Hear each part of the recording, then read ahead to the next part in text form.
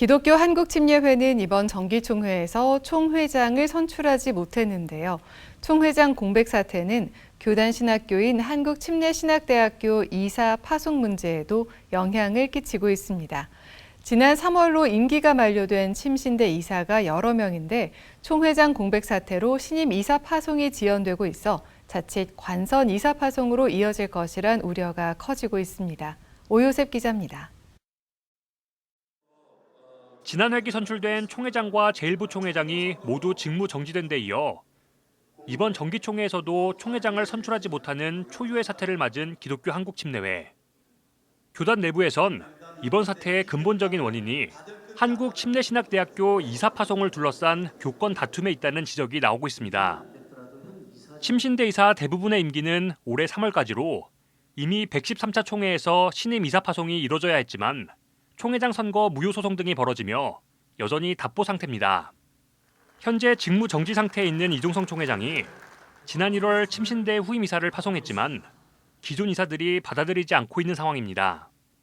임기가 만료된 이사들이 긴급 처리권을 통해 학교를 운영하고 있지만 후임 이사 파송이 더 지연된다면 교육부에서 관선 이사를 파송할 수도 있는 겁니다. 이번 정기총회에서도 학교법인 관계자들이 참석해 문제의 심각성을 알리며 총회의 이사 파송을 촉구했습니다. 교육부로부터 3번 경고를 받은 상태입니다. 3번 경고를 받았기 때문에 이제 10월달, 11월달이 넘어가면서 이사 파송이 안 되면 교육부에서 관선 이사를 파송할 가능성이 높습니다. 이처럼 시급한 상황에서 이번 정기총회에선 이종성 총회장이 직무정지를 당하기 전에 파송했던 이사들을 선임하도록 하자는 안건도 다뤄졌습니다. 하지만 과거 침신대 이사장 선거 과정에서 금품 선거 논란이 있는 인물이 파송 이사 명단에 포함돼 있다는 문제 등이 제기되면서 표결 결과 부결됐습니다. 지금 금품 수수 의혹에 벌금을 다 내신 분인데 이게 어떻게 가능한 일입니까 이게? 정말 이렇게 하면 안 되는 거 아닙니까? 이게 학교를 위한 게 맞습니까? 결국 총회 대의원들은 임시총회를 열어 새로 선출된 의장단에서 신임 이사진을 파송하기로 결의했습니다.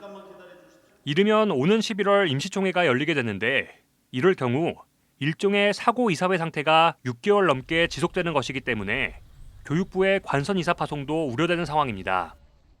우리는 총회, 임시총회가 있으니까 기다려달라고 또 말을 할 것입니다. 말을 하겠지만 그걸 교육부에서 받아들여줄지 아닐지는 저희가 확신할 수 없습니다.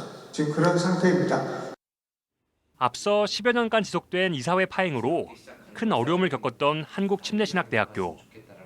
2025학년도 대학기관 평가 인증 등 중차대한 과제를 안고 있는 상황에서 원만한 이사 선임이 이뤄질 수 있을지 관심이 모아지고 있습니다. CBS 뉴스 오요셉입니다.